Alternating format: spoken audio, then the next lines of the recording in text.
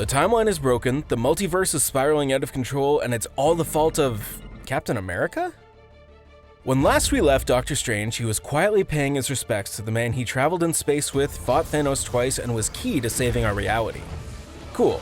Feet up, sling ring to Cabo for some well-earned rest and relax. Oh no. Wanda's unlocked her true powers and is now trying to force her impossible children into existence after warping the reality of an entire town in New Jersey. Then, a version of Loki named Sylvie literally set off time bombs and stabbed the one guy holding reality together and his more dangerous self in check.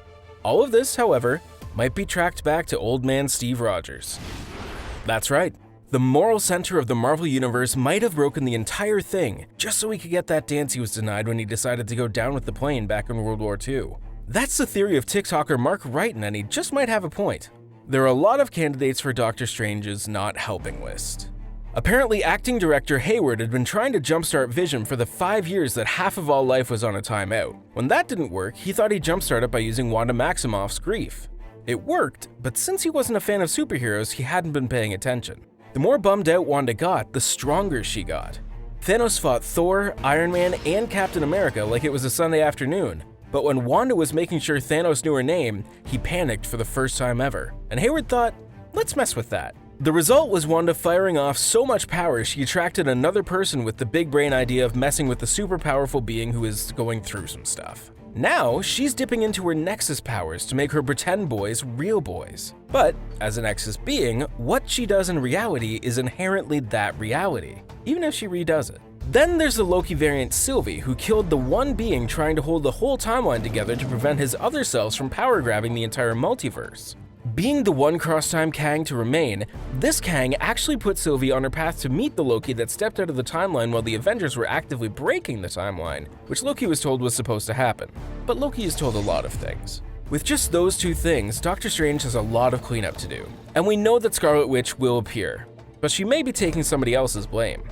There's been a fair bit of mystery surrounding just what exactly did Steve Rogers do when he tripped through time on his own. Did he immediately throw his shield at the Red Skull at Vormir? Maybe he caught him as he was packing his bag, free of his obligation, and Cap got to go not so fast, as he threw the Soul Stone back where it came from. But the real bone of contention has been what reality he was in. The screenwriters say the current one, the directors say a different one. Which one is the sacred timeline, and is this why there's someone who looks suspiciously like Peggy Carter being escorted by a time agent in Loki? There's definitely something that seems broken here that the TVA would have tried to fix. So did Steve break the timelines before Sylvie got a chance to get her stab on? So, why was the Avenger time-traveling shenanigans supposed to happen but Loki can't peace out in his own little branch reality? More importantly, what makes Cap's side quest more valid than Loki's? Make no mistake, Steve Rogers messes with more than a few things by stepping off the time travel trip and staying with Peggy. If you ignore the are-they, aren't-they mess of continuity between the former Marvel Entertainment properties and the Marvel Studio ones, Peggy had a productive post-war life of having to reconvince the OSS that she was a vital member, which eventually involved Howard Stark forming the new S.H.I.E.L.D. around her. It involves a lot of her saying things like, do as Peggy says. Works for me. But maybe all of that is a live-action what if. It could be reality observed only by Uatu and people who watched it on ABC. Sure, the flesh and blood Jarvis cameoed in Endgame, one of the only TV characters to make the leap so far, but that doesn't mean the connection can't be undone. The movies have some tricky needles to thread if Cap stayed in the timeline. That means he has kids. Isaiah Bradley's children were able to inherit their father and grandfather's super soldier stuff. But maybe they decided that just because they can flip over a car doesn't mean they have to go get a costume and fight aliens, robots, and wizards. Sharon Carter definitely has some time to think about her relationship with her uncle. And where did he go when she fell ill? The easier explanation is that he lived in a divergent timeline. But then why was that allowed along with all the other time-traveling nonsense? Well, there's two possibilities that work together well. First is Immortus, aka He Who Remains, aka Kang the Conqueror. If you want to be the Conqueror, then why not have a plucky team of Earthlings take out your competition in the form of the Mad Titan? But if he's pushing the pieces around for his sacred timeline, why not just adjust Thor's aim to get Peter Quill to chill a minute while Spider-Man and Iron Man steal the gauntlet? It's because He Who Remains needs Cap to break the timeline. This relies on the quick but much talked about appearance of a city in the quantum realm.